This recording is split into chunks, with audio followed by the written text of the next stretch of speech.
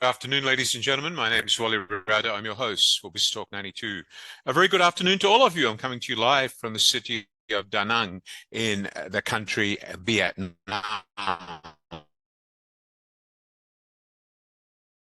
Unless your video camera is switched on for every single moment of this session, you will not receive a certificate of attendance. Your camera must be switched on. That is an absolute requirement if you are to get a certificate of attendance. For any state or any point you switch off your camera, you will not get a certificate of attendance. You must have your camera on, or you must message me asking permission to switch it off. If you're at work, just message me, please. Ladies and gentlemen, welcome to BizTalk 92. Again, I'm coming to you live from Vietnam. My name is Wally Rauda. Thank you for joining me. Tonight, we're going to talk about a very, very important element that everybody needs to learn about, whether for business or whether for personal use, whether you're a student or whether you're already a working professional. You need to know how to make decisions. Decisions are not made easily. Making decisions is one of the hardest tasks that people have to face in business today.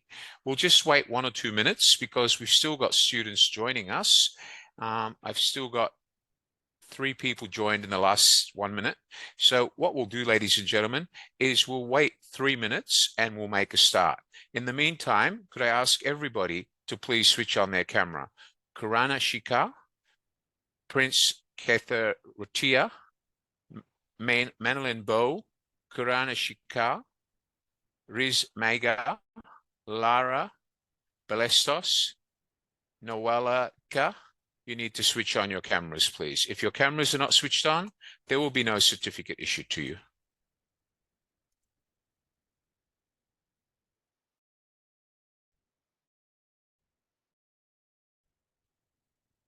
Again, your cameras must be switched on or no certificate will be issued. I don't want a picture, Nian. It must be your live video feed. Thank you. Jahara, sorry. Kurana Shikar. Arjane Perez. Prince Karotia. Li Wei. Lara Balestros. And Jivana Sharma. You need to switch on your cameras, otherwise no certificate will be issued to you. Ladies and gentlemen, okay. People are still joining us. We'll just give it 1 more minute, please. It's really important for those joining BizTalk is that you're here on time, because when you're late, that delays the session for everyone. We'll wait 2 more minutes. Thank you.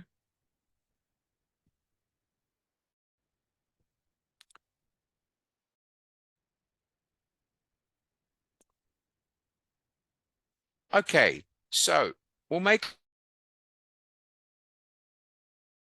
just open the session. Are you there, Mary Jane? How can I help you? Go ahead. How can I help you? Hi, sir. Good afternoon. Is it Yeah. because I am still working, is it okay if As I long will as long just as you've told listen? me, you have permission to switch off your camera. But if I do call on you, you must reply and put your hand up. Okay?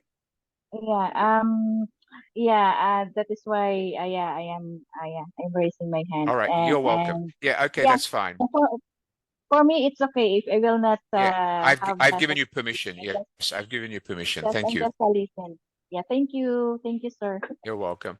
Ladies and gentlemen, we're starting the session now. Very good afternoon to all of you. We're talking about the psychology of decision making in business.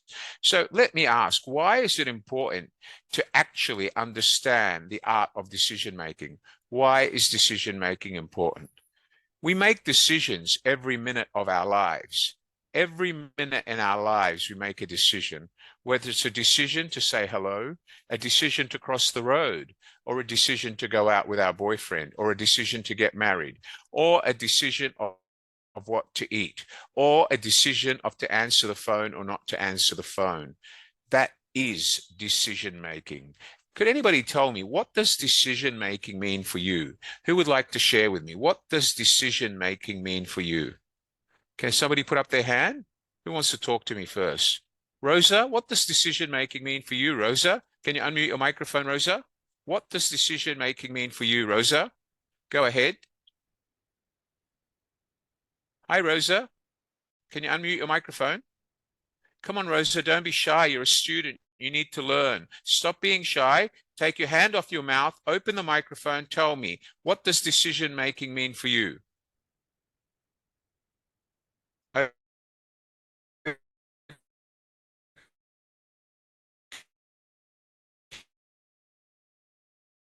Okay, Rosa's shy. We'll come back to you, Rosa. What does decision making mean for you? Go ahead, Mary Jane. Go ahead, Mary Jane. Yeah. For me is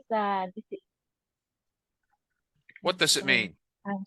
mean? Decision What making does it is mean? What does I can't hear you, Mary Jane. You need to speak up. What does decision making mean to you? yes, Are you because I there, am Mary here in the Jane? What library. does decision Yes, sir. making mean to you? Yes, sir. Because I am here in the library, so I cannot speak Okay, I can't loudly. hear you, Mary Jane. You need to actually either go outside or speak up. All right, I'll talk to you again shortly. Thank you. All right. Okay. So decision making is having to make a decision, whether it's a decision to eat, a decision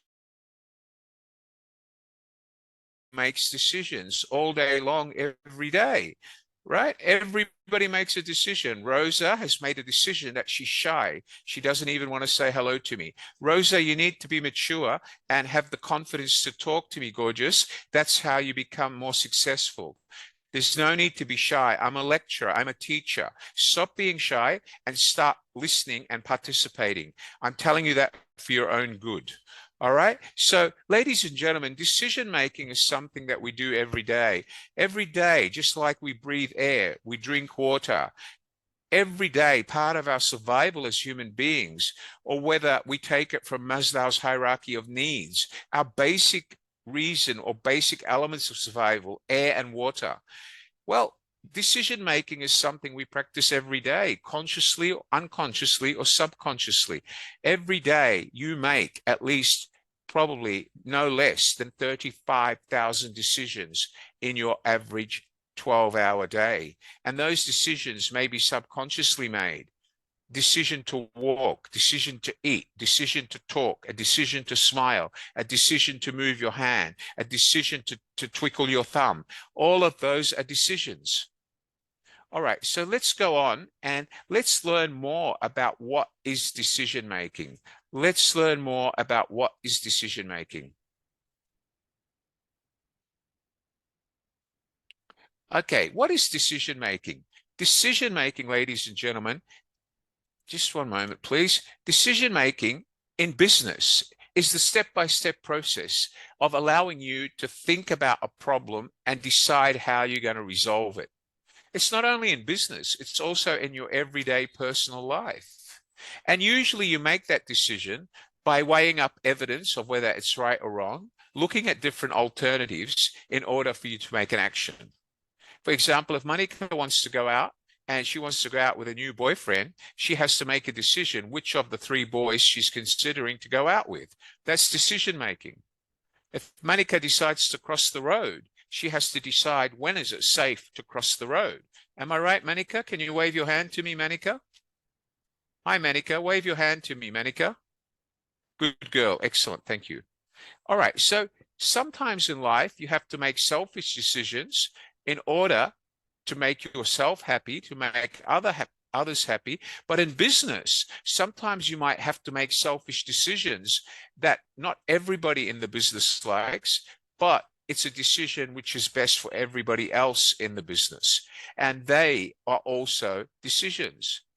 Decisions we make every day, every minute, every breathing second in our lives, whether for business or for us as individuals.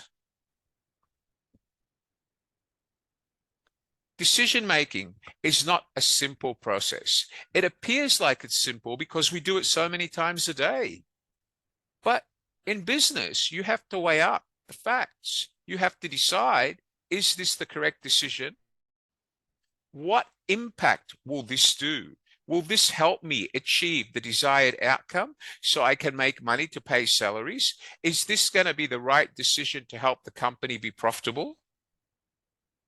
Decisions, whether for business or personal decisions, are influenced by a variety of factors, and they include our emotions, the way we think, our past experiences, and our beliefs, whether religious or cultural beliefs. Does everybody understand what I mean so far by decision making? Yes or no? Wave your hand if you understand for me, please. Thank you. All right. Ladies and gentlemen, remember that decision making is something you do repeatedly several times a day. Ashwina Rai, you need to switch on your camera, please. Thank you. All right. So you need to actually remember that decision making is something you go through several times a day, every day of the week. It's part of your everyday life. So can I ask any of you, can anybody tell me a decision they make on a daily basis? Can anybody give me an example? Okay. Give me an example of you and a decision you make every day. Who can tell me? Who can share one with me? Come on. Who can share one with me? Okay, let's start with Janine. Hi, Janine. Go ahead, Janine. What is a Hi, sir. decision that you make Good every evening. day? So, it's just a simple house thing. So, whenever I'm here in the Philippines for my vacation, I'm choosing almost every day which one am I going to do first. If I'm going to do the laundry in the morning, or if I'm going to clean the house in the morning, then afterwards I'm going to do the laundry, or I'm going to do the other stuffs or anything. And also the Very good. foods that I'm going to cook for my son's Okay, good. food in the school, and also the food we're going to eat at home. So Well, like very that. good. All of those are decisions, and behind every decision you make, you have to weigh up the facts. What does my son like eating? What does my husband like eating? What will my son eat if I put in his lunchbox? Each of those decisions, Janine, is affected by either what you believe, what you think, or emotion. Thank you very much, Janine. Hi, Nixon. Tell me, what is a decision you make on a daily basis, Nixon? Hi, Going Nixon. to Go work ahead. from Monday to Friday. Right. That's a Going to work, decision you leaving my house make, in the right? morning. Yes, I'm Yeah, going to, okay. going to work every day. And every time you cross the road, you make a decision whether it's safe or not to cross the road, right? All of those are Definitely. decisions. And each one of those decisions is influenced by either fact or emotion. Why do you go to Emotion, work? You sir. need an income. Why do you cross the road? Because if you can't cross the road, you can't get to work. You have to walk the long way around. Would you agree with me, Nixon? Yes, sir. Yes, sir. Definitely. Very, very good. Thank you, Nixon. Hi. Yes, Usman, go ahead. How can I help you? Usman, now that you've switched on your camera, go ahead. Yes, Usman, go ahead. Are you there, Usman? I can't hear you, sir. You need to get microphone fixed. Okay. All right. Who else would like to add to me? Who else would like to share ideas with me? Usman, you need to fix your microphone. I'll come back to you. All right. Yeah, go ahead, Usman. Can you unmute your microphone? Sir, yes, sir. You Yeah. hear me? Hi, Usman. Welcome to today's session. Yes, go ahead. How can I help you? Okay, Share with sir. me. What's a decision that you make every day? Okay, so decision is like a vital part of like anything you attempt to do is your Right. Give me an decision. For example of one example, that you make every day. for me, I'm businessman. I'm Right. going to market. I'm Right. going to And some, market daily. all right. And sometimes you make decisions in business which not everybody likes, but you need to make them for the good of the business. Is that right, Usman? Yes, sir. Yes, sir. Good on you. Thank you, Usman. Yes, I have another person here, Jay Rai. Hi, Jay Rai. Go ahead, Jay Rai. Would you like to share with me? Go ahead. Are you there, Jay Rai? Oh, sorry, Jeevan. Hi, Jeevan.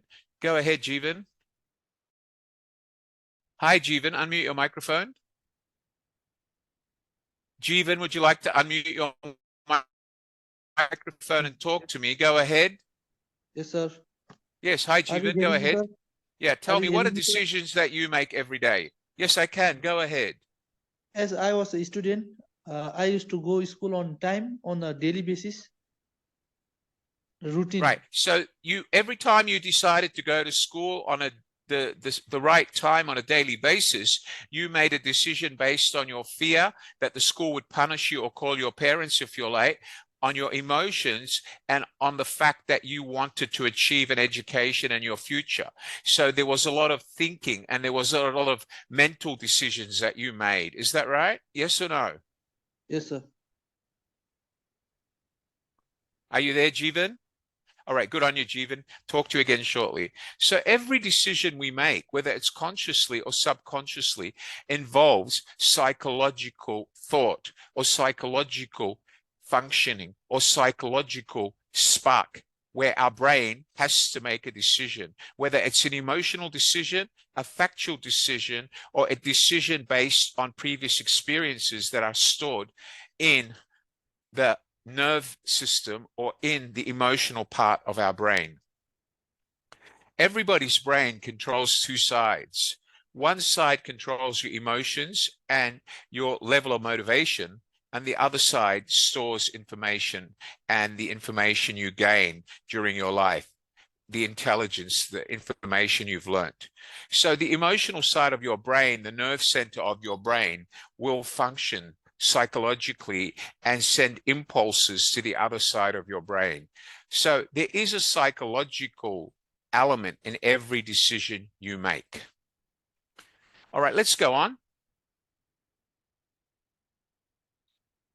Okay, so we do all agree that every decision we make is influenced by an emotion and or our past experience. Okay. For example, we might consider the pros and cons of different options before making a decision, but we might also be influenced by our emotions or our gut feelings. Who can tell me, what is our gut feeling? What does our gut feeling mean? Who can share with the meaning of gut feeling? Gina Rose, can you tell me what is a gut feeling? Gina Rose, nice to see you again. Hi, open your microphone, gorgeous. What is a gut feeling? Can you tell me? Hi, sir. Yeah, hi. What's gut feeling? Tell me.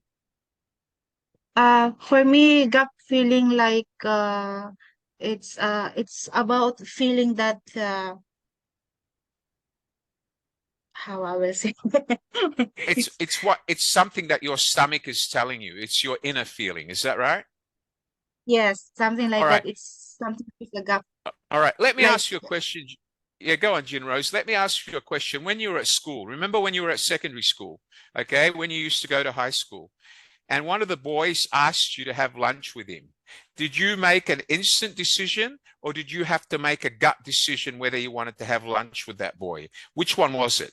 Was it an instant decision or was it your gut telling you yes or no? Which one do you think you used?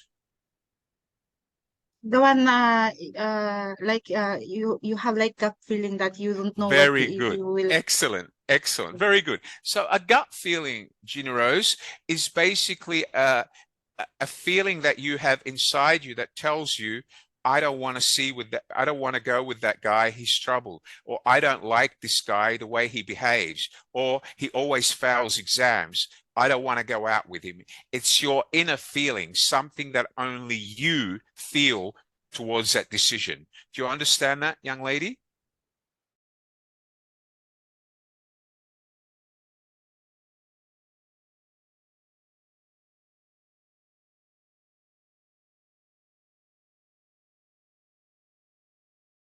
So this is all gut decisions. They're part of the way you feel about things that you do every day of the week, every minute that you're awake. You are making psychological decisions. Daniel is making decisions. How are you, Daniel? Nice to see you, Mr. Daniel. Nice to see you, mate. Okay. Every day, Daniel makes thousands of decisions. Every day, Daniel's wife and children ask him something. He probably makes about 30,000 subconscious decisions a day. All right. Renisha makes decisions every day. Every day she wakes up, she makes a decision what time to wake up. We do that every single day. How many of you have children? Put your hands up. Put your hands up if you have children. Come on. That's it. I got one. Okay. All right. Every day you make decisions involving your children. Your children make decisions about you. For example, if Nixon said to his son today, Daddy will take you out and play football with you on Saturday, wow, his son will make a decision. I've got the best daddy in the world, right, Nixon? Yeah, Nixon? All right. But if his son comes home and Nixon got a call from the teacher that his son is not doing his homework, and Nixon says, go to your room and do your homework, no television, then there's a gut feeling that that son just made, I don't like my daddy. My daddy's cruel. From now on, I love my mummy. It happens to every child. Would you agree with me, Nixon? The child changes his decision every day based on his father's emotional response. But why did Nixon tell him to go to his room and do his homework? It's because Nixon loves his son. Nixon wants his son to graduate so one day he doesn't have to work as hard as his father in order to be happy in life. His father has to work hard, and his father doesn't want him to make mistakes that he may have made previously. Would you all agree with that? Yes, Nixon? Very good. Thank you very much. So, ladies and gentlemen, decision-making is very much a psychological process that each and every one of you have to learn. And if you haven't mastered decision-making now, you will forever be a failure, because every day of your life, you have to make a decision. Every single day of your life, you make a decision. Tomorrow, when Renisha goes to university on Monday, she will decide what color lipstick she wears. That's a decision. And if she wears the wrong color lipstick, people might say, oh, she's wearing orange lipstick. It looks silly. She's a clown. So every day you make a decision, you have to think about what impact that decision has on you. Let's go on.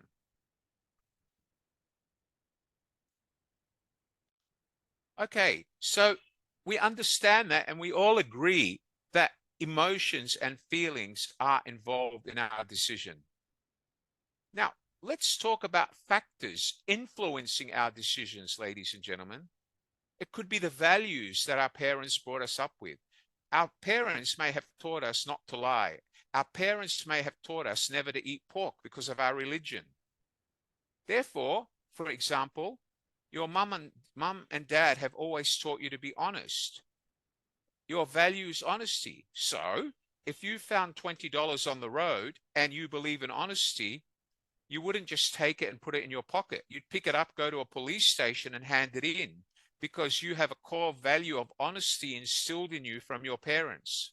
But if your value says, who cares, finders keepers, you'd put the $20 in your pocket, which is as good as stealing it, and you'd walk away with the $20. And some poor person may not have enough money to buy food for their children because you took the $20, because your values said to you it's okay to take it when it's not yours. Does everybody understand that? Yes or no? Wave your hands to me. Come on. Wave your hand, Jeevan. Mary Ann, wave your hands. Mary Ann? Good, excellent. Mary Ann Maranyan, wave your hand. Come on, I need to see you in class. You get a certificate for this class. You need to participate. Mary Ann Maranyan, you need to wave your hand if you're attending this class. Thank you. Okay, very good. So our values are an important factor that influence decisions that we make on a daily basis. Our beliefs, our religious beliefs, our beliefs that our parents have instilled in us, or the belief that I just asked one of your fellow students about when she decided whether to have lunch with a boy at school or not. She believed that he wasn't smart enough or not intelligent enough for her based on observations she made. They're her beliefs. That also influences your decision-making process. Your emotions, the way you feel. For example, if you've had a boyfriend before and that boyfriend basically left you for another girl because you trusted him too much, you might not feel that you can trust any other boy that looks like him or feels like him or comes from the same background because of your emotions that were hurt by your previous relationship with another boy. Your past experience. If you've had a boyfriend who didn't do the right thing by you. You might not want to have another boyfriend until you overcome your previous boyfriend, your past experiences. All right. So now that we know what influences our decisions and what factors contribute to the way we make decisions, our experience, our mindset, our beliefs, our culture, our level of honesty, all of that influences our decision-making process. All right, again, you need to switch on your cameras, please. Ashwina Rai, you need to switch on your camera. This is my 5th request. Otherwise, no certificate will be issued unless you've got my permission to switch it off. Okay, so does everybody understand what I've said so far? All right, decision-making, very good. Now, part of decision-making is having the right information on which to base your decision. All right. And that means you need to have data, whether it's past experience, emotions, culture, religion, belief, whatever it is, you need to have data. In business, we rely on numbers and facts. All of that is data, whether it's stored in your mind or on paper, it's information. Let's look at that and let's look at what that means. Just give me a moment, would you guys?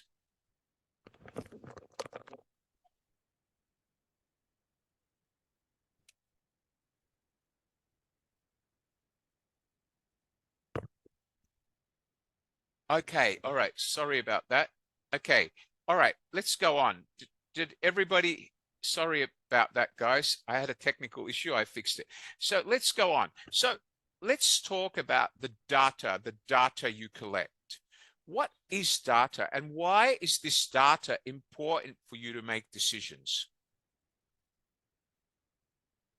Okay, if we're making decisions in business, and this decision is going to influence our profitability, or if it's a decision that's going to influence the hundreds of people that work for us, to which you have a responsibility to pay salary, this is important business-related decision. You need numbers and facts. You need business data. All right, let's go on and let's talk about business data. Business data is the collective information related to a company and its operations. It could be the type of products you sell, what they are, how they serve their customer or your prospective customer, any statistical information you have about the product, any data you have about the type of people that buy it, how much can they afford to pay for it, and how many people buy it. All of this is considered raw data when you're making a decision. Every time Manika buys lunch, she uses data stored in her brain about whether she likes this food from that shop or not. Was it too salty? Was it warm? Was it tasty? Or should I go somewhere else? So whether it's business or whether it's your personal decision, you're still relying on data that's either stored in your head or stored on paper or in a computer terminal.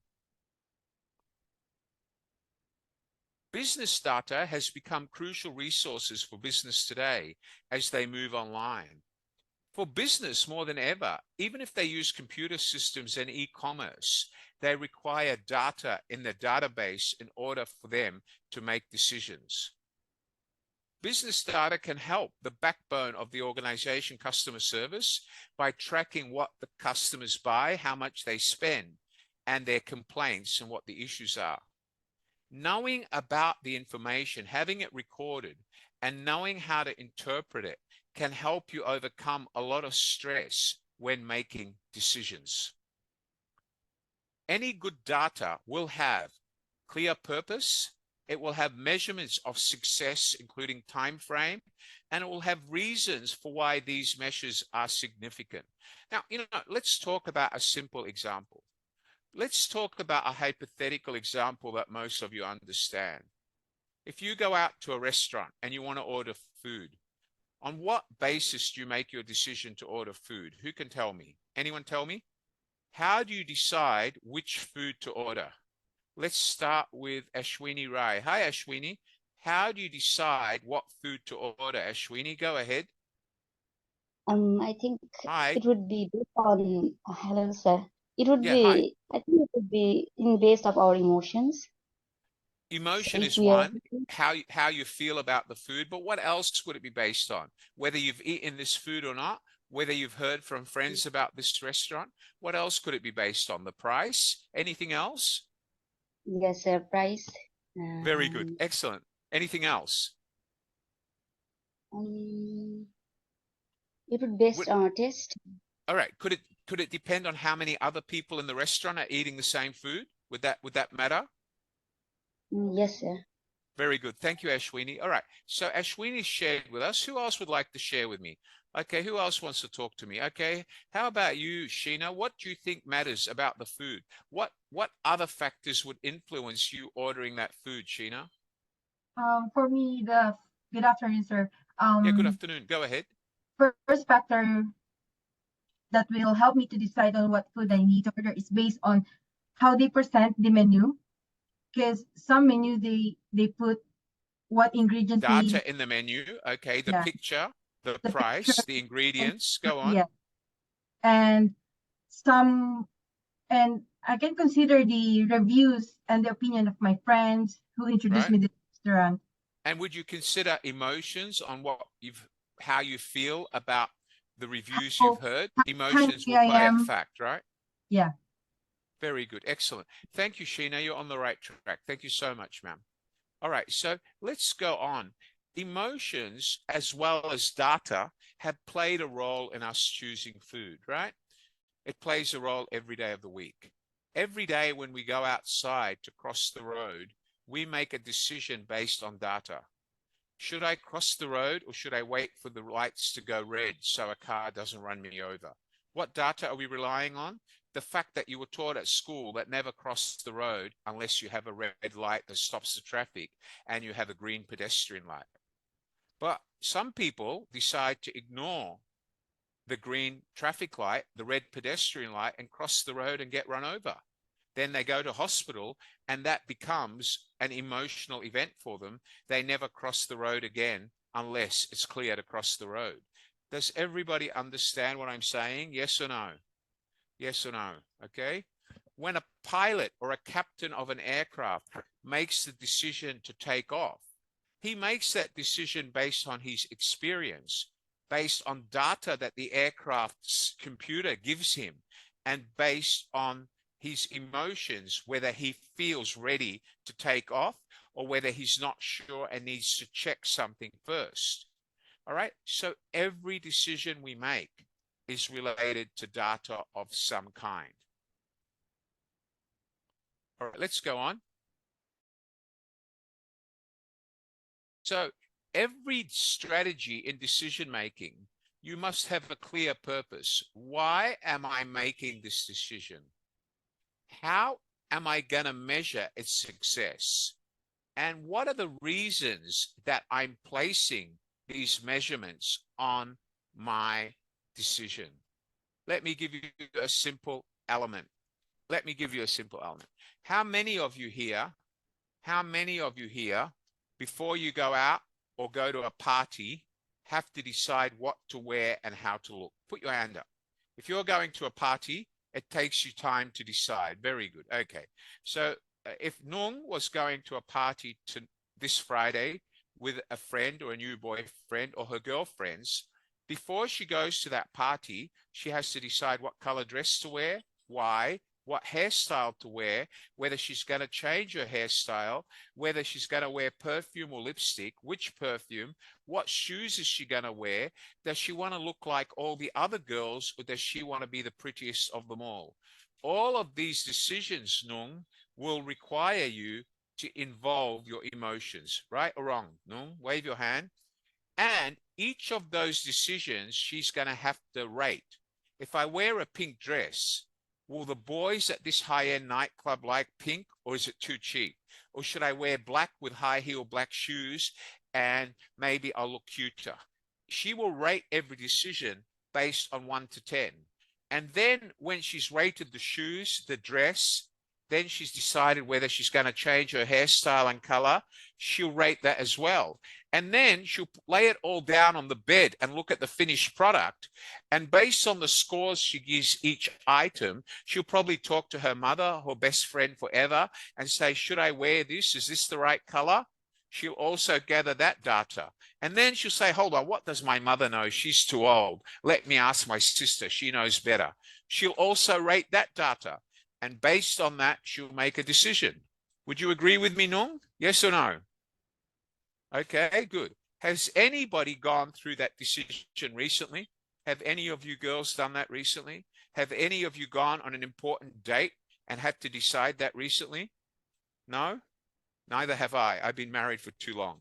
All right. So remember, okay, decision making is something you do every day of the week. Okay, let me go on.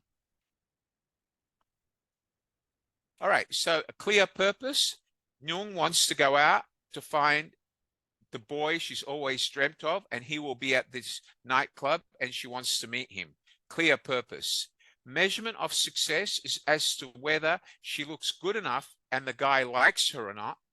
And why is she so eager to get him? Because she's always wanted to be his girlfriend, because he's the best looking guy at college, and she's always wanted to be his girlfriend. Okay, let's go on. For business, data analytics is the science of analyzing raw data to make conclusions about that information. For you as individual, data analytics is the science of analyzing information in your mind about you and your life, how many loans you have, what debts you have, how much you can afford to spend. All that is data analytics. All right, so what is important, whether you're in business, whether you basically are collecting data for yourself about your future? You have to define what sort of data you want and how you're going to store it. Now, if it's data which is kept by someone else, you need to ask for permission. If it's data that you're getting under license for your business, you have to make sure you have permission to that data and pay for that data as needed. And you need to, if you're collecting data about customers and you breach that data or that data gets stolen, data privacy protection laws around the world could mean that you could be prosecuted or sued for leaking customers' information. So remember, data collection, when it's personal, is for you only. But when you're collecting data about other people, then you have to be extremely sensitive about that data. And it's very simple. If Manika has her best girlfriend forever, and her best girlfriend shares information with her, and she doesn't want to ruin her relationship with this girlfriend, she will not tell the whole world because her best friend told her a secret. She should keep it a secret. The same goes when your customer shares information with your business. So the first element in data analytics is data collection. First, you have to make money from your data, so you need to store the right data. For a business, that might be the name of the customer, where they're from, what business they're in, what their income is, what they buy, and their buying pattern. How does that data make money for you? It allows you as a business to provide those customers the product they want at the right price point based on the information you've collected about them. And data strategy 3 is to continue increasing your data collection, because the more data you have, the more effectively you can make decisions and run your business for a profit. Okay, let's look at the difference between data being quantitative and data being qualitative.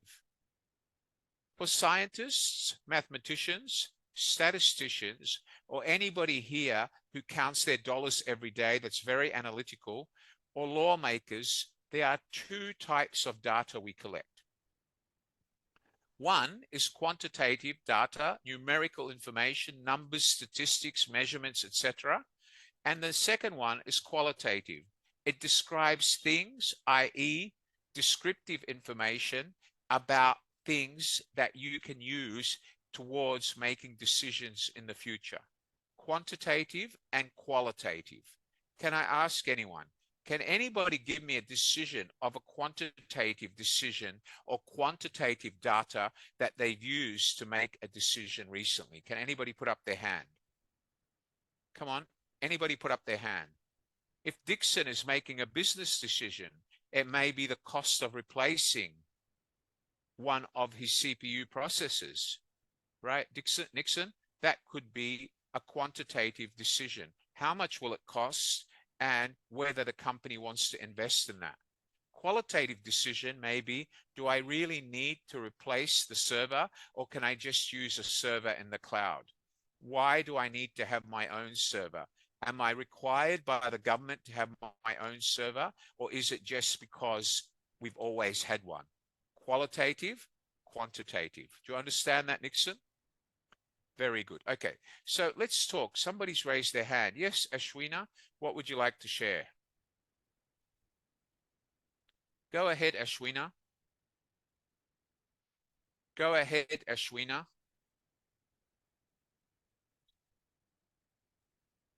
Yeah, Ashwina, go ahead. What's the difference between qualitative and quantitative to you? Can you give me an example? Bit difference between qualitative and quantitative, no, sir? Yes. What is it? What's the difference? If I give an example, give me an example. Sir. Quantitative is based on numbers. Qualitative is based on other information. Give me a decision that you've made that's based on numbers. If I give about quantitative, yeah, I think it when we cook and we will count the Okay. number of our family, so we will based on our Recipe? numbers of family, we will cook. Yeah, That okay. one. So you cook enough to actually serve the number of people in your family. So you base that based on statistics, how many people will be having dinner. Is that right? Yes. Good on you. Thank you. Thank you, Ashwina. Anything else? Go ahead. That much. All right. Good on you, mate. I'll talk to you again shortly. Thank you. All right. Who else raised their hand? Yeah. Go ahead. Sheena, what would you like to share? Yeah, Sheena, go ahead. For my experience, based on my experience, but this is not related to business, but for me, quantitative, I can apply the quantitative All right. data is Good. based on my patient's situation, because I'm a nurse. So I need to decide if his body temperature, do I need to put more cream or medicine, or do I need to, if he's Absolutely. hungry, is he's on NGT, do I need to put more food for him to? Yeah. So for you as in a hospital, you base your decisions when you're treating a patient based on patient diagnostic, whether it's blood pressure, temperature, pain, Yeah. breaking point, the level of pain. So you're constantly collecting quantitative data together with qualitative data. Is that correct? Thank you very much. Good girl. Excellent. Okay, excellent. Okay, let's go on. Anybody else want to share? Bolan, go ahead. Bolan Clavel, unmute your microphone. Are you there, Bolan? Sorry, Roland. Sorry, my screen is very clear now. It's Roland. Hi, Roland. Would you like Yes, to sir. unmute your Yes. microphone? Yeah, go ahead. What would you like to share? Yes, sir. Good afternoon. Nice to see you again, sir. Actually, by qualitative, you can get quantitative. You can get an example like here in our maintenance, we are making the graph. From there, that is our basis. From the let's say 1 month, we can see what is the most common request of the tenant from our compound for the maintenance. From there, we can see the quantity and what kind of a request they are requesting to us. And then the quantitative is that the quality of works we are giving. and then the machine, we are conducting the what we call this evaluation on how the machine goes, if it needs to replace, if it needs another machine, it need to upgrade. That is the thing what we are doing here. So it could be the example could fit in this qualitative.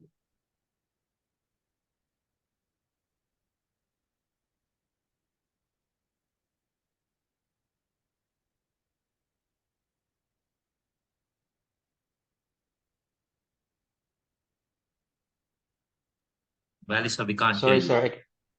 So, sir, I can't hear you.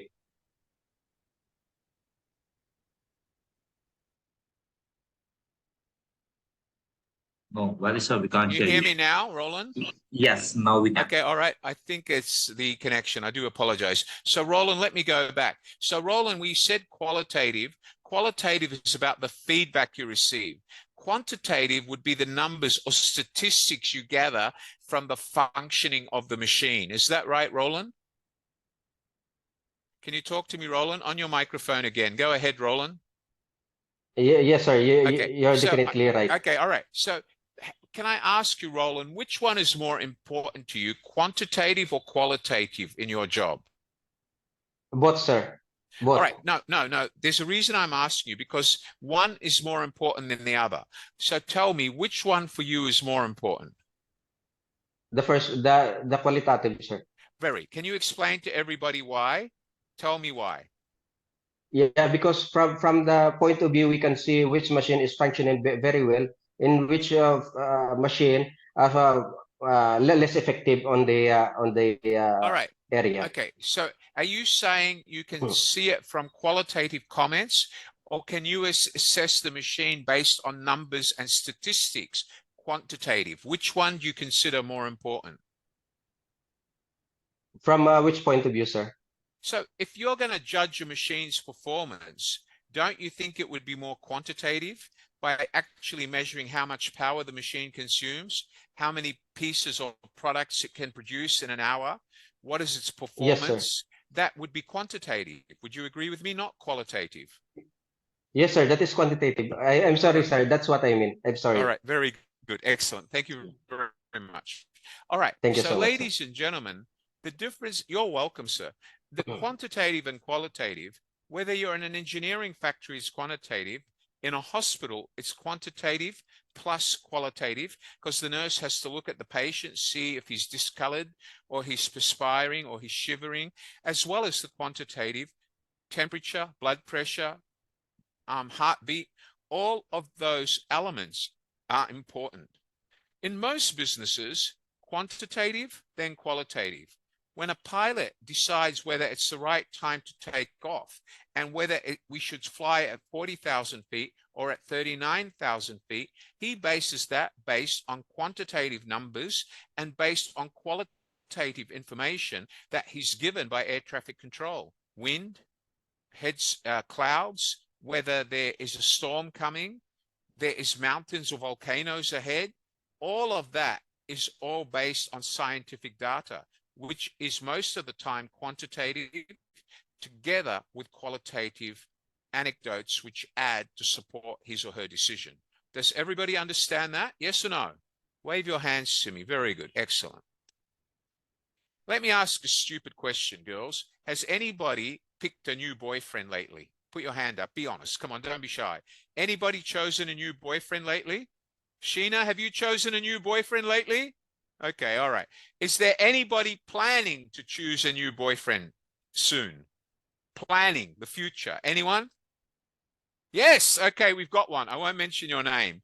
So when this person chooses to find a new boyfriend, let me tell you what I think she'll be looking for. She'll be looking for height, how he looks, how he dresses, how expensive is his watch. Is it a $20,000 watch? Does he wear nice shoes? What are his manners? Is he a big spender or small spender? Does he own a car?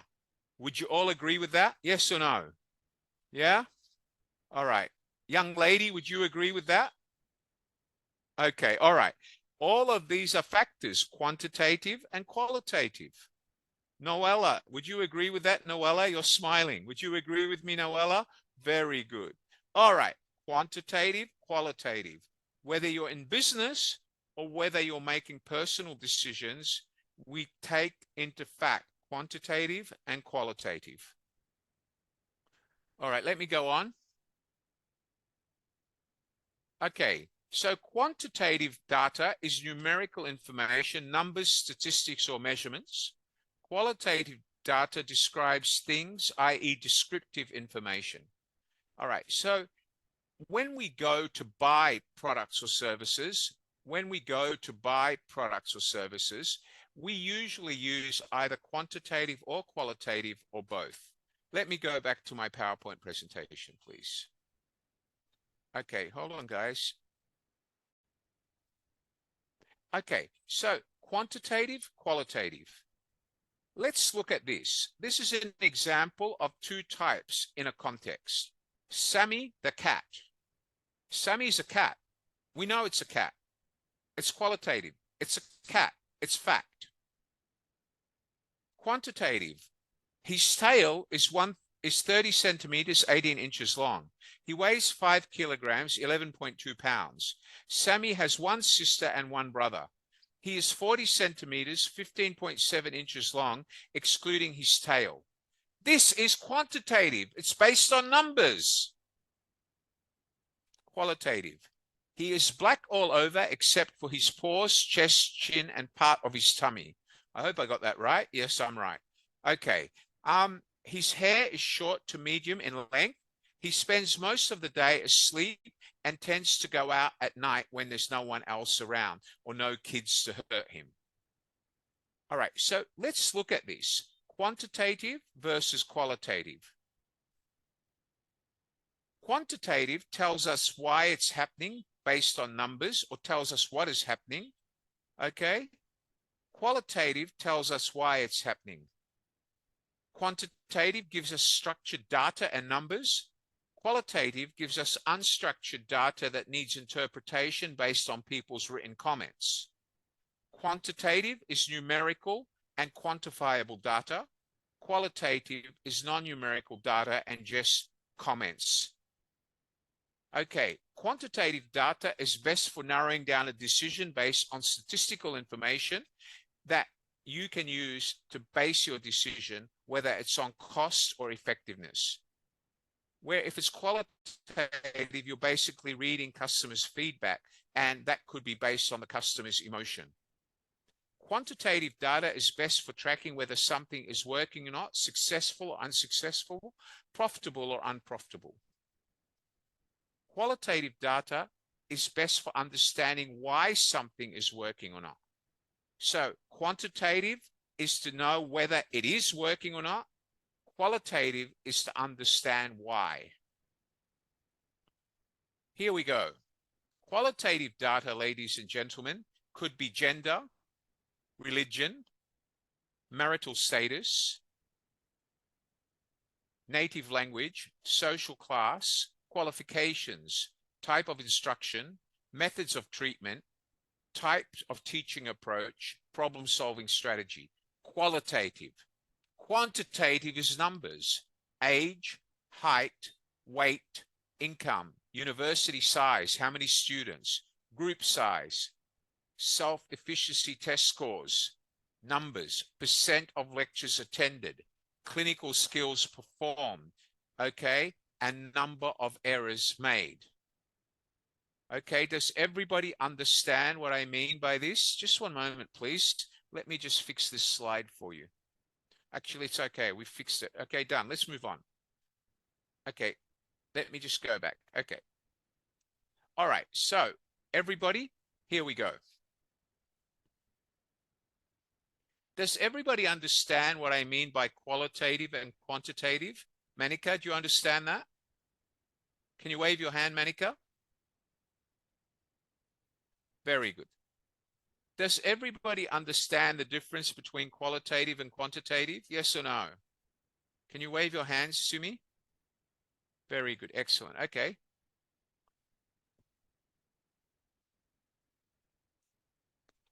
All right, let's go on. All right, so let's look at this. Whoops. Okay. Just bear with me. I don't like the way this is showing. Let me just try to fix it. Okay. So first, quantitative definition. Data that can be numerically analyzed and quantified into hard facts. Quantitative. Qualitative is non-numerical data that describes qualities, options, or feelings. Collection methods. Online, in person, by phone, interviews or surveys with close-ended questions, controlled experiments, and more. What do we mean by close-ended questions? Very simple. Is he a boy or a girl? Is he poor or rich? Is his salary below 20,000 or above 20,000? Qualitative, open-ended survey questions that express opinion or gut feeling, not factual. Analysis. Whether you look at what's best for what or analysis, they're very similar. Quantitative data is best for drawing quick conclusions through large-scale studies or numbers. Qualitative is good for formulating hypothesis or opinion based on other people's opinion from a smaller group of people. Analysis is very important because when it comes to analyzing numbers, it's more of a statistical analysis with numbers, charts, and tables. However, qualitative is more reading feedback and listening to people's emotional opinions and personal opinions to try to draw conclusions. Question examples. Did you buy ice cream today? Yes or no? All right. Qualitative. Why did you buy chocolate ice cream? Because I like it. Okay, let's go back. Data example, 67% of respondents bought ice cream today. 25% bought chocolate ice cream. Qualitative. Manika would say, Mummy, I bought chocolate ice cream today because the man that was selling the ice cream was good looking and it was only 10 cents. And I love ice cream, Mummy, because you never buy it for me to eat at home. So basically, Manika gave her emotional description of why she bought ice cream, which is qualitative. But if it was quantitative, it would just be, I bought ice cream today once, one time. This week, I bought it 5 times. Quantitative versus qualitative. I bought chocolate, not why. I bought chocolate, that's it. Okay, so 1 point to chocolate, 5 times a week. Numbers, once a week, 1 flavor is chocolate, 1 point. 5 times a week is the number of times she buys it every week. Okay, let's go on. What are the advantages of collecting data? Well, you know, there is many advantages. Can anybody give me an advantage of collecting quantitative data in business? Who can give me one example? Anybody in business, why do you need quantitative data? Who wants to give me an answer? Please try. Go ahead. Anyone? Come on, guys, try. Why do we need quantitative data? Yes, Larson, go ahead, Larson Moya. Are you there, Larson? Yes or no? Okay, Larson is not answering. Let's go to Roland. Are you there, Roland? Go ahead. Why do we need quantitative data, Larson? Oh, sorry, Roland. Go on. Yes, sir, because so that we can compare the data. What I mean, we can compare the previous data and the present data. That is our for the current analysis. Very good. Thank you. Very good. That's a good idea. Thank you, Roland. You're on the right track. Okay, let's go ahead. Who else would we go to? Let's go to Larson Moya. Go ahead, Larson. Hi, Larson. Hi. Why would you collect? What are the advantages of collecting quantitative data for you? Quantitative data, it's important to get information like in terms of research or other necessities like planning, monitoring, implementation for development or other stuff for nation. And specifically into business, we need quantitative data as the prior. Very good. Excellent. You're on the right track. Larson, can you tell me then, if quantitative is important, why would you consider qualitative supportive information or qualitative important? Are you there, Larson? Can you answer that question? Are you there, Larson? Larson, you need to keep your camera on if you want to join the session so I can communicate with you, Larson. You're switching it on and off. Please, to help me and as respect to me, keep your camera on so I can talk to you. Thank you. Are you there, Enrico? Yeah, Enrico, tell me, now that we've heard from Larson why quantitative is important, why is qualitative important to you? Go ahead. Yeah, how are you, Mr. Wally? Yeah, hi. I should say quantitative is very important in Very business. good. We are Yes, talking into the absolutely. business because the figures that we are talking into are all quantitative. The inventories, the profit, the net, the sales, that should be quantitative, and it should be supported by qualitative as part of other information. Yes, Mr. Right. Wally. So what you're trying to say, Enrico, quantitative data can either make the business a success or failure. Am I right? Yeah, because Very good. if we're Very good. checking into the numbers, the inventory, and the profit, we are talking all the quantitative data. Right. Exactly right. But let me draw a line. Companies need to pay very good attention to quantitative data because if you don't, the company will find itself out of business. Increased costs, lower revenue, wastage, pilferage, people stealing, all of that is measured by quantitative data. But it can't go to say that qualitative data is not important because for business, Enrico, you would agree with me that customer feedback is also important. Is that right? Would you agree with that, Enrico? Quality aspect. Qualitative, yeah. So can I ask you, do you think Amazon relies more on quantitative or qualitative data? What do you think, Enrico? In terms of the volume of the products and the sales, that should be quantitative. But for the quality of the products they are serving, that is qualitative. Sure. Of course, they rely on quantitative to know which products are generating revenue for them based on the commission they take from the seller. But if they have too many complaints about a product and they have to bring it back and have it returned, then deduct from the seller's future sales to get their money back because they have to refund their customer, qualitative is also important. So for Amazon, even though quantitative is very important, qualitative also dictates whether they continue selling that line or not. So as Enrico said, quantitative plays a major role, but for all businesses, qualitative should not be ruled out. Let's go to an airline pilot, a captain taking off an A380, and he's been told by the air traffic controller that there's thunderstorms ahead. He has to make a judgment based on his experience, his gut feeling, based on quantitative data, percentages, and statistics, and wind readings and the air outside and temperatures and whether there's snow or not. All of these quantitative measurements would help him, but he would still take qualitative data based on the last time he flew there and experienced similar conditions based on his emotions and gut feeling. Does everybody understand that? Yes or no? Do you understand that, Larson? Do you understand that, Roland? Can you wave your hands? Do you understand that, everyone? Thank you very much. Okay. All right, let's go on.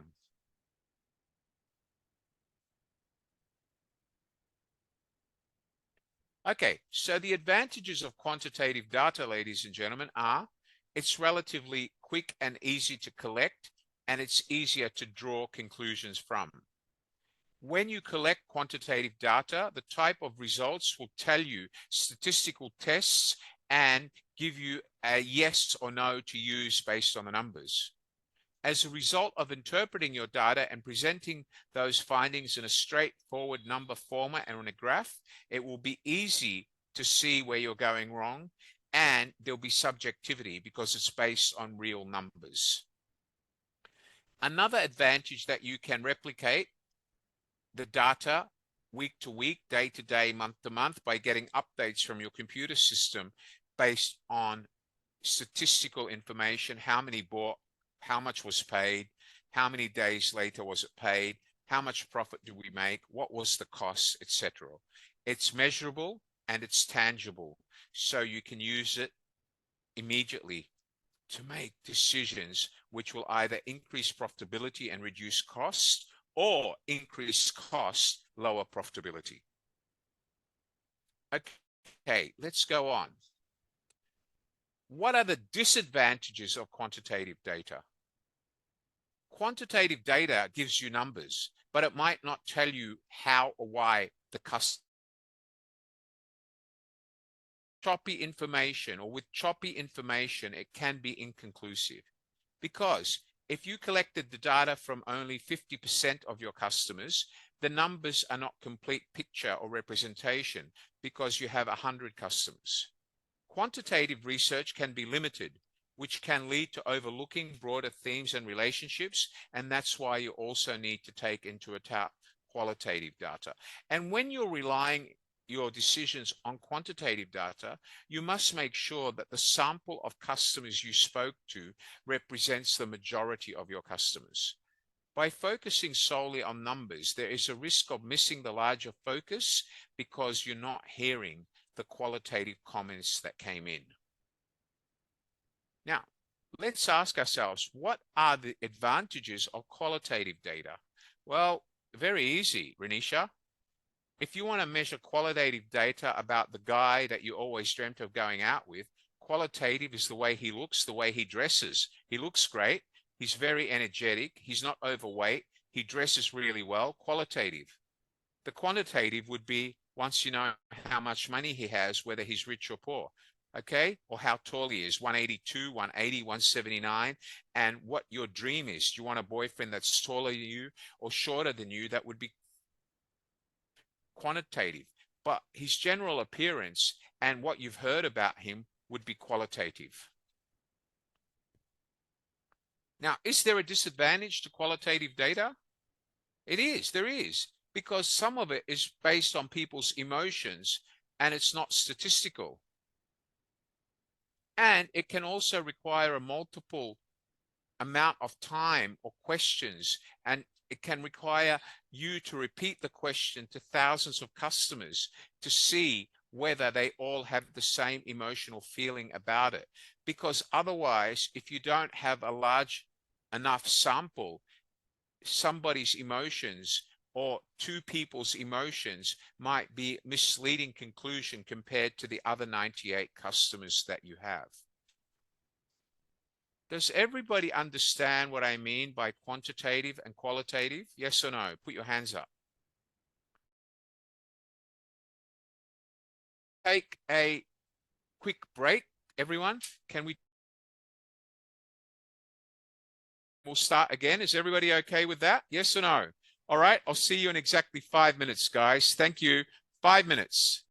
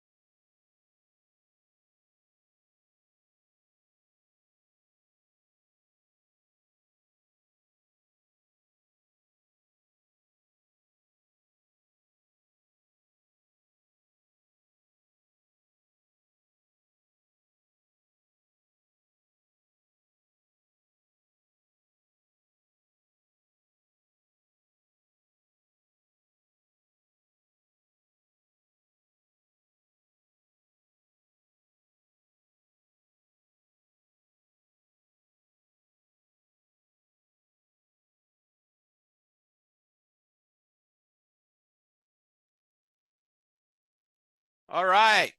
Hurry up. 4 minutes, 4 minutes, 30 seconds. I'm being quantitative. Everybody there? Let's go.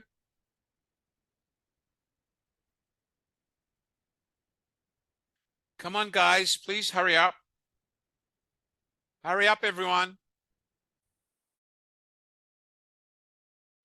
Okay, let's go. All right. So we spoke about quantitative versus qualitative.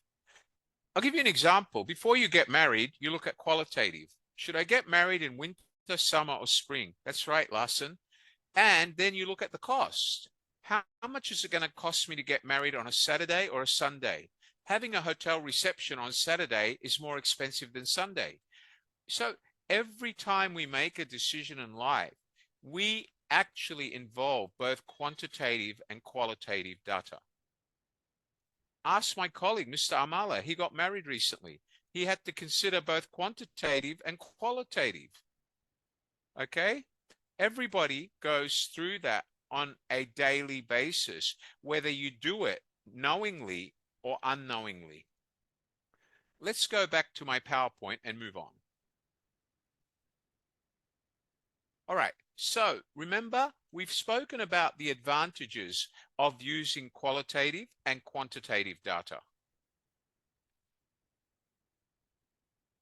All right, the takeaway is that it's tough to conduct a successful data analysis without both.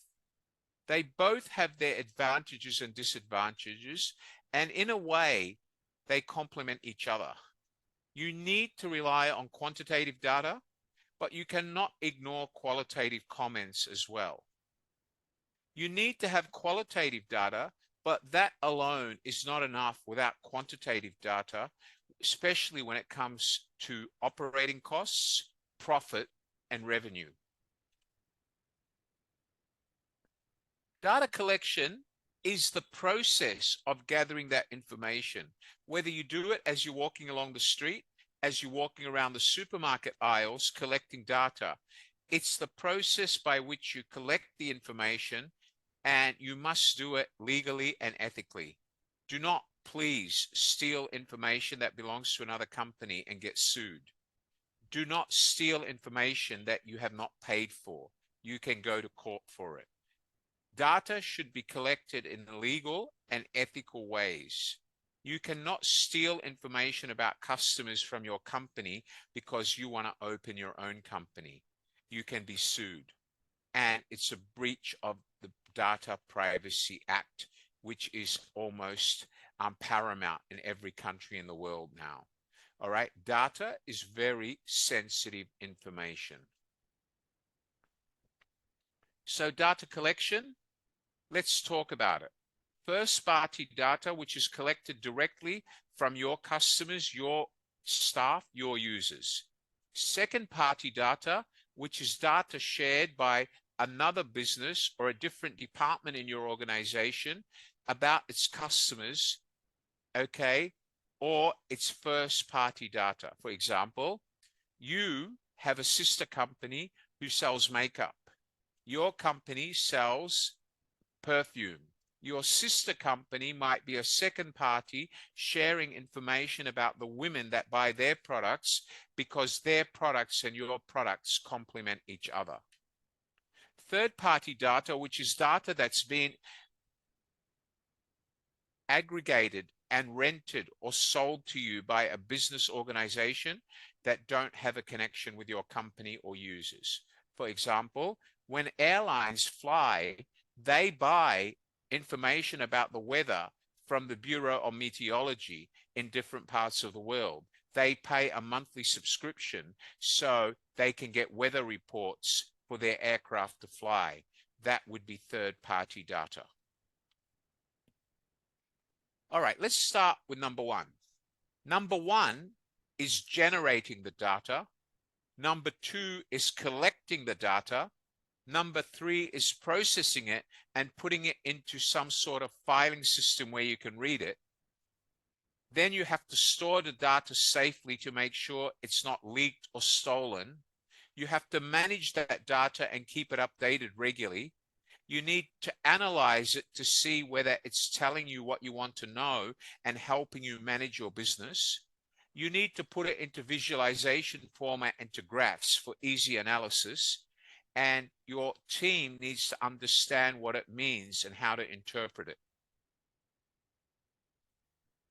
So before collecting data, there's several factors you all need to remember. What is the question you want to answer? Number one, how many dollars your customer spends per customer? What does the average customer spend in your restaurant? Dollars. The data subject you need to collect data from. Okay, the subject is the customer, or the subject is your employee, or the subject is the market in general. How long do you have to collect that data? And what is the method you're going to use to collect it? Is it based on your cash register sales? Is it based on information that you collect based on what products your customers buy and how often? How are you going to collect that data? There is several ways to collect data. Number one is survey. Everybody know what a survey is? Where you send out questions to people, they answer you, you record statistics and come up with a statistical response. 50% of the people surveyed said they spend $10 a week. 50% of the people surveyed said they're females. All right, so survey can provide a sense of what attendees enjoyed, what they wish was different, and areas in which you can improve or save money. For example, portion was too big, too small, or just the right size. It tells you whether your food cost is too high and whether the portions you're serving are too big, and you should reduce your food costs by making the portions smaller. While physical copies of surveys can be sent out to participants, online surveys can get you a quicker response. And there's many online survey tools that are out there right now. You can create a survey in Facebook within 5 minutes and start collecting live data from your Facebook followers. There is programs out there that you can use to survey your customers. So something to watch out for when crafting and running surveys is the effect of bias, including the questions you ask. Collection bias. It can be easily to accidentally write survey questions with a biased lean. Watch out for this when creating questions to ensure that the subjects answer honestly and aren't swayed by your wording. For example, you wouldn't say, "Our food was great." Agree, strongly agree. You're not giving them much choice. You're saying they either agree with you or strongly agree. That's subjective. That is not accurate data. Subject bias. Because your subject know their responses will be read by you, their answers may be biased toward what seems socially acceptable. For example, if you go to your hairdresser and the cashier asks, "Do you like your new haircut?" and the stylist is standing there and you just want to make him happy, you say yes. But the reality is you don't like it. It's biased data. It's not accurate. So would it be better for them to ask you, or would it be better for them to send you a WhatsApp message later after you've left the salon and you rate whether you like your haircut or not? By giving you a choice to rate, I like it very much, I like it a little, I hate it, I will never come back. All right, that would be a more accurate analysis. The biased or leading question. Let's look at this. Our product reduces your tension by 10%. Would you like to buy it? It's biased. Because a biased survey question like the one above prompts or leads the respondent to answer in favor or against the specific outcome, resulting in inaccurate data. The example mentions a reduction in tension that might influence the respondent. So as soon as you say reduces tension, they might just agree for the sake of agreeing. The better way to ask that question would be, how likely are you to buy this product again? Examples don't need to be as extreme as the highlighted to be considered biased. Our product reduces tension by 10%. Of course, they're going to say yes. But if you simply say, how likely are you to buy this product again? And they all say yes, then it's at least accurate, because you haven't swayed them by suggesting to them that it reduces tension. You've let them make their own decisions. To avoid bias, always use neutral questions. Don't favor one option explicitly or implicitly. Okay, vary the order of options in the list. This should be done across questions with a similar answer to ensure a respondent won't make a decision based on chronological sequencing. Does everybody understand that, guys? Yes or no?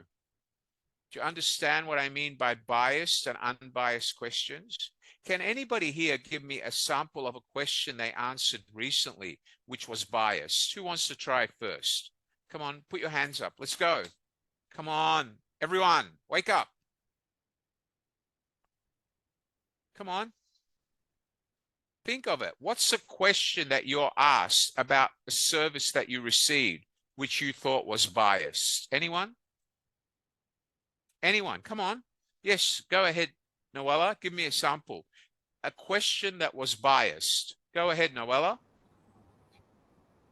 For example, I bought a clothing from Zalora, and then I was asked for a review.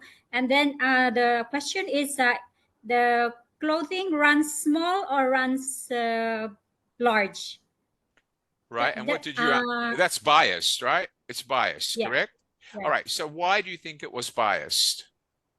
Because I only have the two choices, but there's another option that they say the true to size. So right. It's not biased anymore, sir. Yeah, because it gives you a number. All right, you're Yeah. right. You're on the right. So can I ask you, do you think the bias information is going to enable them to make clear decisions, or will the decisions be misdirecting?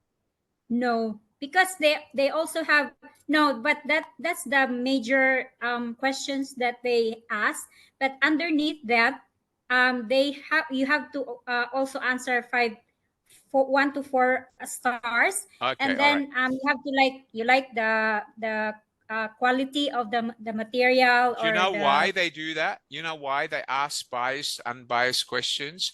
To make sure you're telling them the truth. So they mix questions. But that can be harmful, because a lot of customers will answer incorrectly because the question is biased. So they might answer yes, but when they give numbers below, the numbers will not be true reflection. So it's better to take the unbiased questions rather than the biased questions, all right? And most businesses make mistakes. They ask too many biased questions. And at the end of the day, they can't rely on the data. Thank you, Noella. You're welcome, sir. Thank you. Okay, does everybody understand what biased and unbiased is? Who else can give me an example? Anybody else? Come on, I need a question that's biased or unbiased. Who can give me an example? Anyone? Please go ahead. Come on, guys, wake up. Yeah, okay.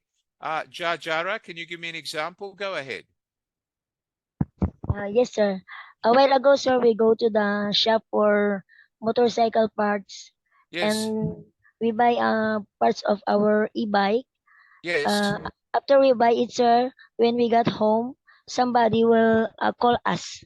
Yes. And they ask if all the materials we bought there is okay, are we satisfied?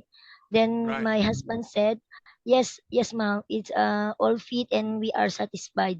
Then they said, sir, that we sent you a link, sir, and please choose the satisfied answer.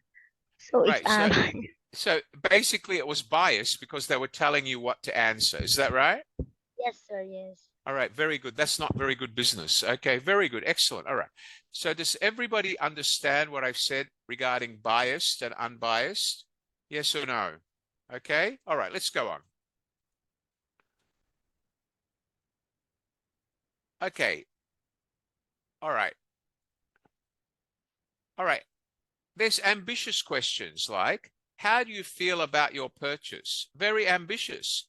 And this is ambiguous, not just ambitious. Because when you say, how do you feel? I feel good. It doesn't give you any information that you can use to quantify how satisfied they are. Okay? Do you feel good about your purchase? Yes. Yes or no? Yes. But how good do you feel? Is it very good, good, not so good, or bad? Ambiguous. To avoid ambiguity, you must think critically and develop precise questions. Add options. These can be yes or no. Multiple choice answers like a rating scale. How do you like our product? Rate from 1 to 3. 1 being, I like it very much. 3 being, I don't like it. Also consider conjoint analysis, which is conducted via a specialized survey to reveal how much a customer values a certain set of attributes. Now, if you want to do a conjoint survey, you need someone to help you write the questions where they use the same question in different means to get the truth out of the customer. Now, usually if you're going to do customer survey, you can get a customer service or a customer survey specialist to develop the questions for you. Or you can go to the website and look for customer survey software, and a lot of them have pre-designed questions you can choose from.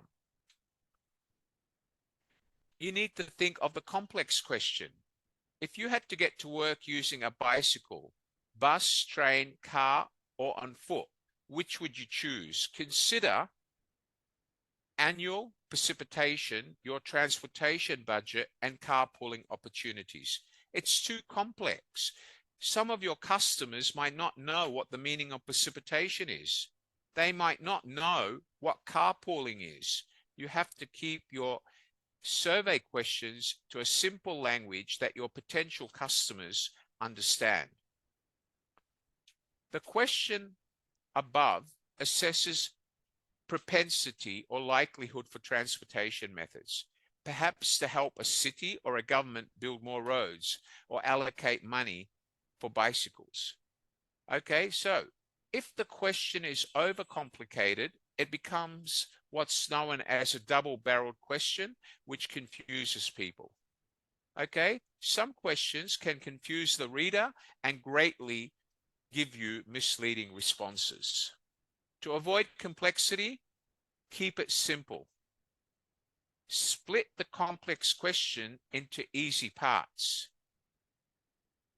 Which form of transport do you take to work every day? Bus, train, bike, walking, or taxi? Split the complex question to ensure a more accurate response without making it technical and risking an incorrect response. All right, you could always employ what we call a pairwise ranking system, which prompts respondents to rank the options in order of preference. Which one of the modes of transport do you prefer? Rank them 1 to 5. Taxi, drive my own car, train, bus, walking. 1, 2, 3, 4, 5. 1 being the most popular, 2 being the second most the second popular, 3 being the third popular, 4 being the least popular. You could rank them, whether 1 is the most popular or 3 is the most popular. You could rank them. Qualitative interviews and focus groups are an alternative. But if you want to do interviews with your customers or interview a sample of your customers, you need to make sure that you correct the right sample. For example, you have 1,000 customers, then a good sample might be on average 60%. You don't want to survey only 5 or 10% because that wouldn't be considered a justifiable sample. All right, we've spoken about data analytics. We've said that data analytics is the process of examining data to help you make decisions. Data analysis is how you analyze that data so that you can use it to make decisions effectively and not base all your decisions on emotions. So when we talk about data analytics, we have descriptive analytics, diagnostic analytics, predictive analytics, and prescriptive analytics. What are they? Very straightforward. Descriptive analytics describes what happened over a given period of time. For example, has the number of views of my Facebook page gone up? Am I generating higher sales revenue than I did last week? And you would know that by the total amount of sales. Remember, descriptive analytics helps you understand what has happened in the past and provides you data on which you can make decisions. E-commerce. In e-commerce, descriptive analytics can be used to assess customer information. For example, we spoke about Amazon. Healthcare. Descriptive analytics can be helpful in healthcare industry to examine various patient data, find trends about how many people are suffering heart attacks. Are they old people, young people, or what age are they? It helps medical practitioners and healthcare providers with respect to enhanced treatments and reducing medical expenses. Diagnostic analytics. This focuses more on why something happened.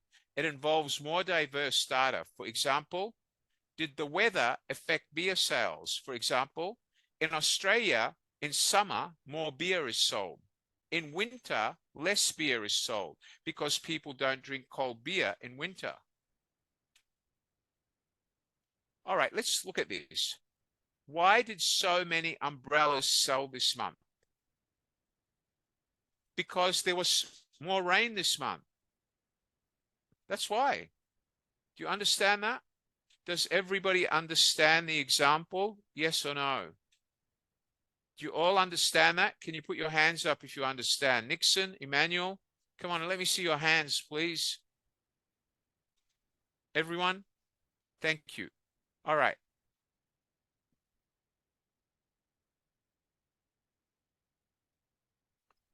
All right, let's go on. Predictive analytics. Predictive analytics are predicting the future. This moves to what is likely going to happen in the near term. For example, what happened to sales last time we had a hot summer? You're asking about the past. You're using that as a basis to make a decision for the future.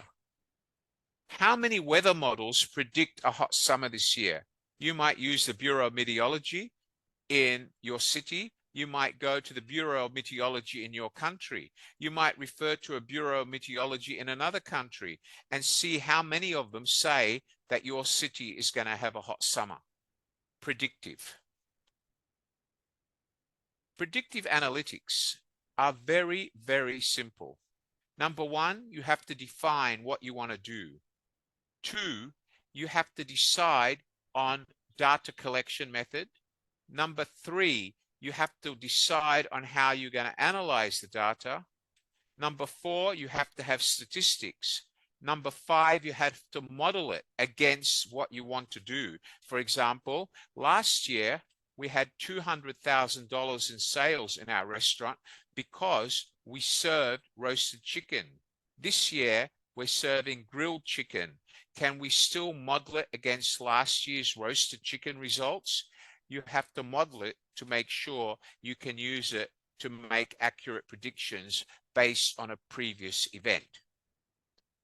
Okay, so predictive analytics are using past events or past history or past data or emotions or qualitative data that you've recorded in the past in order to decide a future course of action.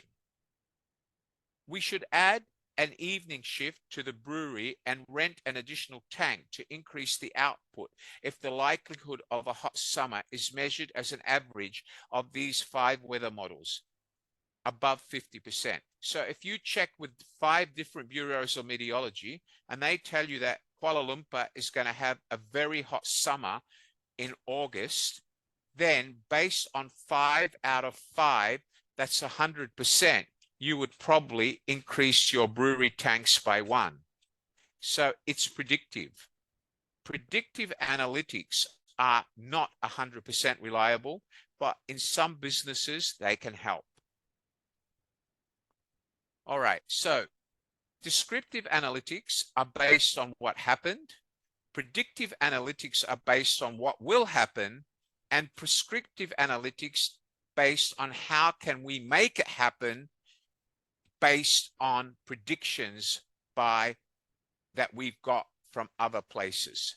Predictive, prescriptive, predictive, descriptive. Okay, so what happened is descriptive. Predictive is based on information we have about what might happen, how many days rain, how cold will it be, and prescriptive is the way that we're going to use it to make it happen. All right, so based on predictive, it's going to be a hot summer. 5 out of 5 bureaus told us that the weather's going to be hot. Prescriptive is we're going to add 1 more tank to brew more beer, because we know 1 more tank will produce 100,000 more bottles of beer. Okay, does everybody understand what I've said so far? Can you wave your hands for me? All right, food and beverage, understanding customer preferences, making sure that you streamline production to produce the right food and beverage for your customers. You can develop energy management statistics to measure whether you're burning too much gas or you're putting too many lights on in the restaurant, to actually decide whether your restaurant is profitable or whether the meat you're using is the right quality meat at the right price, or is there a cheaper option to reduce your food costs, optimize your pricing strategies. Understanding your customers is something that you need in a restaurant, especially in a restaurant. Understanding continuously how your customer feels about the changes in your menu, how the customer feels about you increasing your price. A food and beverage business can analyze the top 10 trending products they have been selling well recently.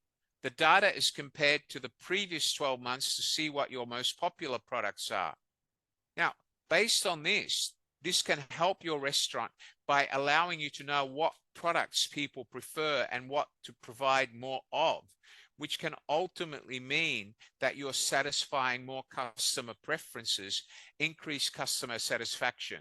By increasing customer satisfaction, you're increasing your sales revenue and therefore increasing profitability. Okay, does everybody understand this? Yes or no?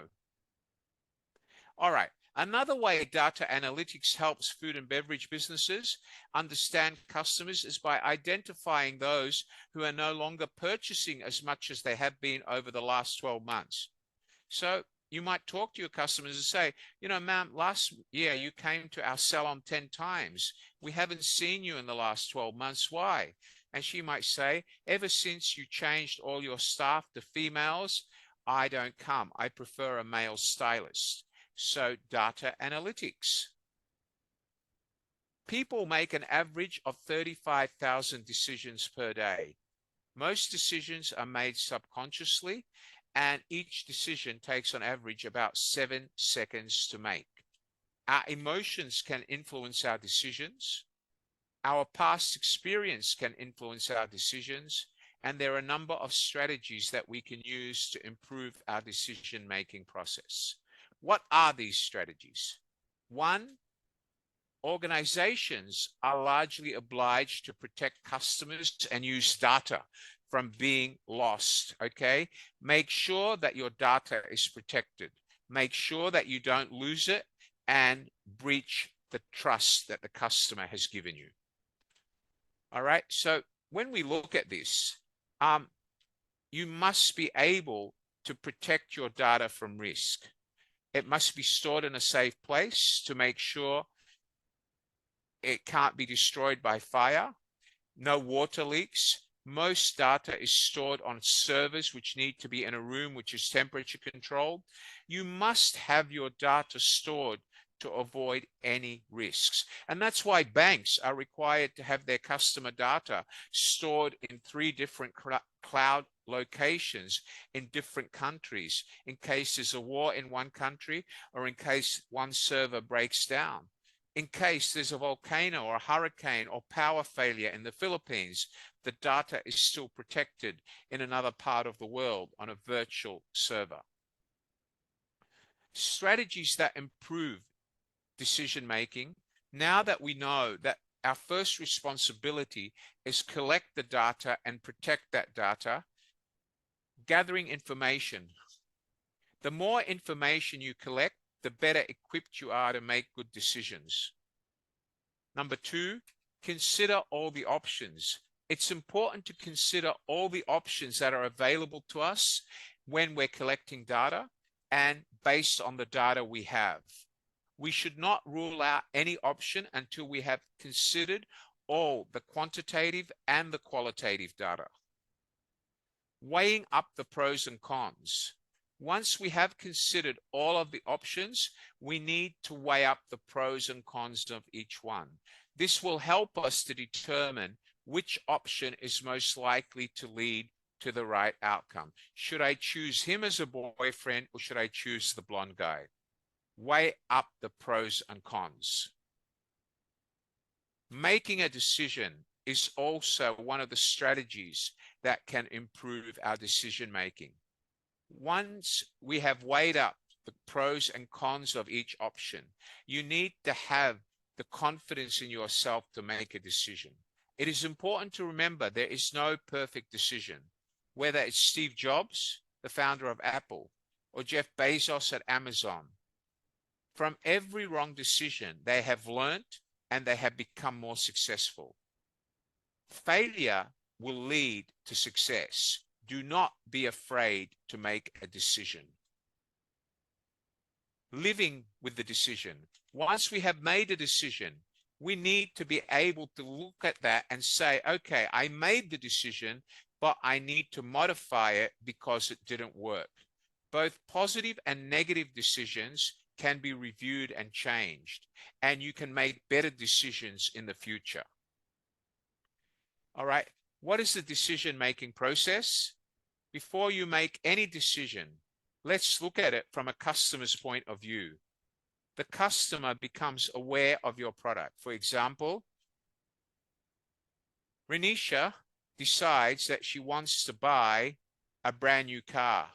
She's aware that Nissan have come up with a 2-door car that's in her favorite color. It's pink. So she starts asking about the product and does her own research. Then she comes to a decision that she's going to borrow money from a bank and get a car loan.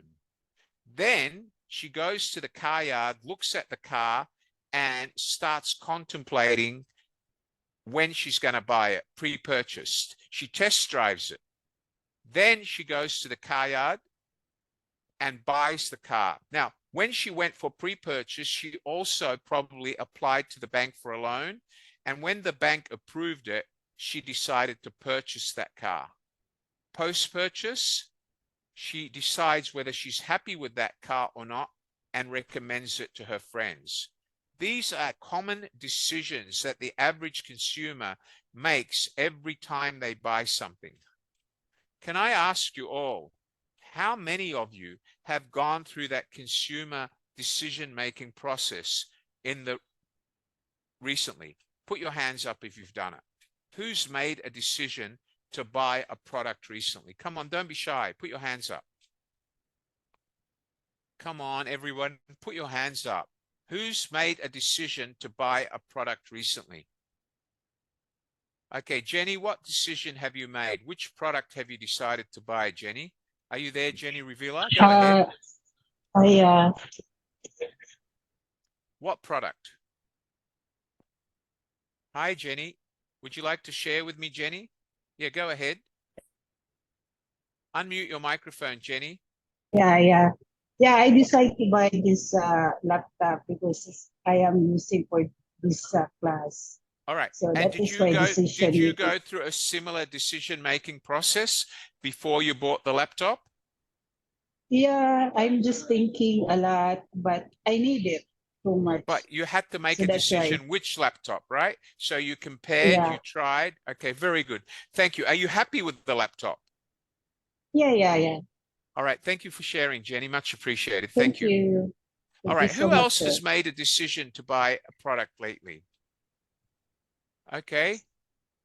Anybody else? Yeah. Jivan Shaman, what decision have you made? Are you there, Jivan? Go ahead. Yes, sir. What Lately, decision have you made? I'm buying phone Right. So how did you make that decision? What was involved in your decision? for the gaming purpose, Right. the And phone, what else? and the more storage, then the gaming capability will be more good. But what Performance. is important to you in a phone? Gaming capability or the fact that it works as a phone? For you, what was the biggest factor? Gaming or phone? Gaming. All right. So you're more a game player, not a phone user. Is that right? Yes. Very good. So that is a decision based on his emotions. He loves playing games. Did he buy the product because it's a good phone, value for money? No. He bought the product based on his love for games. It's his emotion. Thank you, Jivan. Thank you very much. Okay. Anybody else want to share a decision to buy something? What about you, Rochelle? Rochelle Nicole, can you share one of your buying decisions with me? Come on, Rochelle. I haven't Hello, heard from you sir. for a while. Hi. Tell me about a decision you made recently. Well, there is a very famous hamburger here in Macau, What is it and called? I Tell me haven't about tested. it. It's a Dino hamburger, I've heard of it. I had it in and it's Macau about 5 years a bit ago. expensive. Right? It's a quite expensive for me. Yeah. Then I decided if I'm going to buy it Yeah. or not. Did you buy it? Because I'm craving. Yeah, I did. Even Okay, tell me about the I have experience. a short All right. money on the next day. All right, hold on. Let's start. How did it look when you opened it? Did it look exactly like you expected it to look? It is.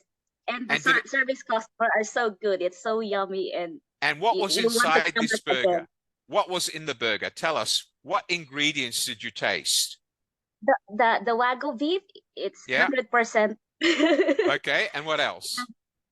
It's really, the taste is different from McDonald's and other hamburgers that I've Come eaten. on, Rochelle. Rochelle, anything is better than McDonald's as long as it's Wagyu. You don't compare fast food with Wagyu burgers, Michelle. Rochelle, never do that. Please do not insult the Wagyu beef. Please, Michelle. So sorry. Okay? That's okay. Wagyu beef is a quality beef. Even my colleague is laughing. How can you compare McDonald's to Wagyu? They're two different qualities, young lady. All right. It's Michelle, because I'm can I just ask used you? to eat McDonald's. All right. Okay. Well, did you enjoy the burger, Rochelle? That's the most important part. Yeah, 100%. And Would you go tonight I back? will go again to buy again. Okay. When are you having it again? Tonight? Yeah, with friends. All right. Can you do me a favor when you eat it? Can you say, this bite is for you, Mr. Wally? All right. Remember me. Okay. Oh, sure. Good on you. It's nice to see you. I'll see you in the next Biz Talk. Thank you, Rochelle. Have you enjoyed today's session, Rochelle? Have you learned anything, Rochelle? Open your microphone, Rochelle. You switched it off too quickly. Open your microphone. Have you learned anything from today, Rochelle? Yes, sir. Actually, I'm a bit afraid of you because you are strict. I'm what? You always want. I'm a bit afraid attending your session because you are so Why? strict, like opening the camera. Sometimes my boss is here. Rochelle, let me ask, can I ask you a question? When you Sure. attend my session, do you learn anything? I did. My brain is growing, and All right. So, Rochelle, really. okay, let me ask you another question. Do you prefer a lecturer who doesn't care and wastes your time, or do you prefer a lecturer like me who puts you in a position where you have to learn? Which one do you prefer? Actually, sir, you're not my favorite, but I like coming to your class. Who's your favorite? Tell me, because I train them. Who's your favorite? Who's your favorite? This is like Ella, and the other one, I forgot her name. Like Relina? she's Indian. Ah, okay. I know who you're talking about. Miss Somduty. Both Ella and Somduty, I recruited and I trained. All right. They learnt from me. But thank you. That makes me very proud. Can I ask you, do you enjoy my class now that you've attended today? Of course, but then I'm still a bit scared of you, sir. Okay, let me Yes. tell you, Rochelle, as my colleague, Mr. Amala will tell you, I'm one of the kindest lecturers out, but I am passionate to let you learn, all right? I don't want you I to be know, sir. scared. No, let me hear me, Rochelle Nicole. I don't want you to be scared. I simply want you to enjoy my lectures. And you know, I ask people to switch on cameras, Rochelle. Let me tell you why. Because some of them switch off their camera, they go out with their boyfriend, they come home at night, the session's already finished, and they get a certificate. Do you think that's fair? Is that fair to No. you? All right. So do you think that if I give them a certificate, they should attend the lesson or they should just get it for nothing? It's good that we are here attentively with you. Good on you. And Rochelle, please don't be scared of me. I'm a very nice guy. I have like 30,000 students that WhatsApp me on a weekly basis. Please, anytime you have a question, you don't have to mention it here. Send me a message in WhatsApp. Mr. Wally, can I please switch off my camera? And I will give you permission. Do you understand Thank me, you, Rochelle? sir. Are you happy with Yes. that? You can I can am, put a sir. message in the chat box anytime. All right. Rochelle, can I ask you, who are you going out for burger with tonight? Your friends? It's like my good friend, my enemy before, but a good friend now. All right, good. Enemy, that means your ex-boyfriend or ex-best friend forever? Ex-best friend, but now be more best friend. Okay, all right. Can I ask you, Rochelle, are you married or are you single? I'm a widowed, sir, with two Okay. sons. All right, God bless you. How old are your sons, Rochelle? They are 17 years old and 21 years old. Okay, are they going with you for burgers tonight or do they all have their own plans and girlfriends? So, next month I will be in the Philippines, so I will visit my sons. God bless you. Please, when you go back to the Philippines, please take them out for a Wagyu burger, all right? And take a picture and show it to me at my next class. Can you do that for me? I will, sir. I'm so proud of you, Rochelle. I'm so proud of you. God bless you, young lady. Keep on learning, okay? I'll see you at my next Biz Talk. Thank you, Rochelle. Okay? Yes, sir. Thank you. Thank you.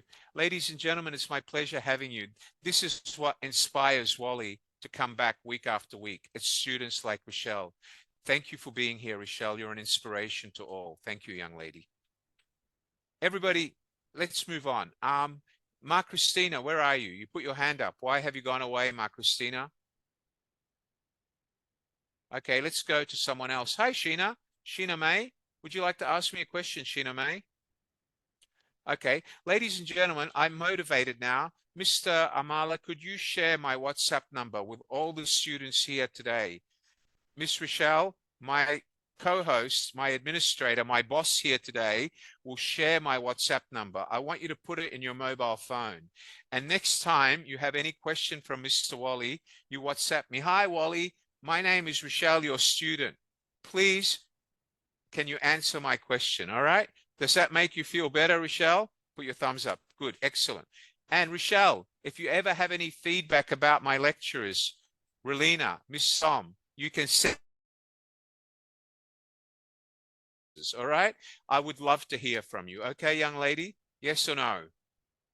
God bless you, Rochelle. All right. My colleague and my boss here today, Mr. Amala, will share with you my WhatsApp number for everyone in today's session. I welcome you to WhatsApp me directly about anything you've learned from today, about any subject that you would like to learn about in the future. Ladies and gentlemen, we only have 2 hours, so I can't go into a complicated process of showing you how to collect statistics. So what I hope to do today is just open your mind about how decisions should be made. Has everybody learnt something from today's session? Put up your hands if you've learnt something. Come on, show me your hands, everyone. Everyone, come on, show me your hands. I can only see 20 hands. Great. Would everybody like to see Wally come back and do another BizTalk? Put up your hands if you want Wally to come back. You do? Are you sure? Rochelle, do you want me to come back, Rochelle? Yes or no? Okay, Rochelle. Thank you, everyone. To my co-host, Mr. Amala. Where are you, my dear co-host? Are you here? Mr. Amala and me. Thank you, Mr. Amala, for giving our students a great session today. Thank you all for attending BizTalk 92. I look forward to seeing all of you looking great. Eat healthy, study hard, and remember, learning is a life ongoing journey. Learning is a journey that's going to make you more successful. Learning is something that you do every day in your life so you don't become old and poor. By continued learning, you get the inspiration to continue improving and live a better life. Learning is an ongoing process. For me as an academic, I learn from books and from material that's published by my fellow academics every day. You need to do the same. May God bless all of you. I wish you a very happy Saturday night. Enjoy your burger, Rochelle. I wish all of you a pleasant weekend. I love you all. God bless you all. You'll receive your certificate and a copy of tonight's material by Tuesday in email. If there's anything you didn't understand about tonight, please ask me. If you want to use anything that I've taught you and you don't know how, please ask me. That's why I'm here. And the next BizTalk, we're going to a very important subject. We're going to look at how to hire the right people in our business, how to find the right people to work for us.